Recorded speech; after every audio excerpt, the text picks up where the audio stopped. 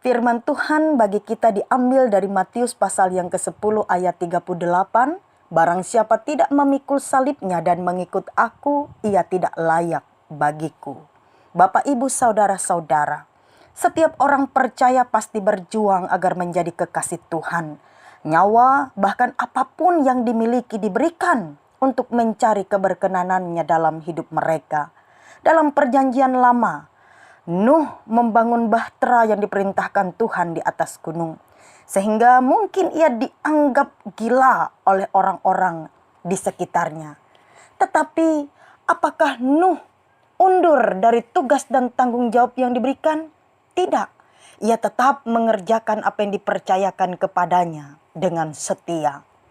Ada Abraham. Abraham ketika diminta oleh Allah untuk mengorbankan anak satu-satunya, ia siap melakukannya.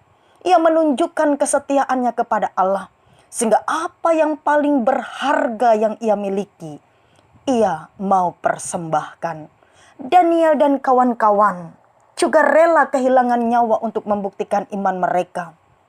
Sehingga Allah begitu mengasihi mereka. Dalam perjanjian baru ada Paulus murid Gamaliel yang rela kehilangan kedudukan dan jabatan agar bisa menjadi Rasul Kristus. Ada Stefanus, seorang anak muda yang luar biasa. Ia memberikan seluruh hidupnya, bahkan nyawanya. Demi iman yang ia punya, ia rela menjadi martir yang pertama. Ada jemaat Kristen mula-mula yang rela kehilangan apapun karena mereka juga menjadi pengikut Kristus. Semua tokoh atau pahlawan iman yang ada ini adalah mereka yang sudah memikul salib mereka masing-masing dan membuktikan kesetiaan mereka dalam mengikut Tuhan. Salib berarti kematian. Dari abad ke-6 sebelum Masehi sampai dengan abad ke-4 setelah Masehi. Salib adalah metode eksekusi yang mengakibatkan kematian dengan cara kejam dan sangat menyakitkan. Ketika disalib, korban itu diikat atau dipaku ke kayu salib dan dibiarkan tergantung di sana sampai mati. Kematian tersebut adalah proses yang panjang dan membuat korbannya sangat menderita. Ketika salib berarti kematian, maka kematian seperti apa yang dimaksud? Bapak, Ibu, Saudara-saudara, salib yang dipikul oleh setiap orang percaya agar layak di hadapan Tuhan. Seperti yang dikatakan Matius pasal yang ke-10 ayat yang ke-38.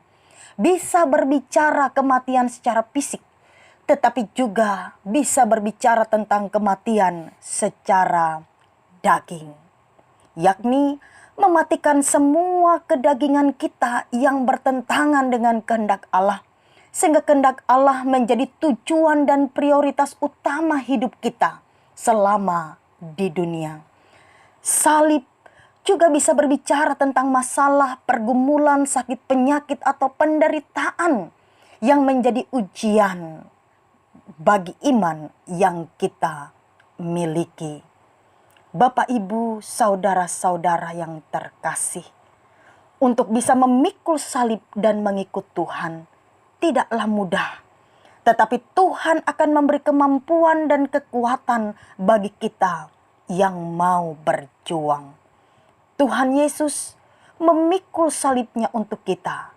Maka kita pun harus memikul salib kita agar layak bagi Dia. Kiranya Tuhan Yesus memberkati kita. Amin.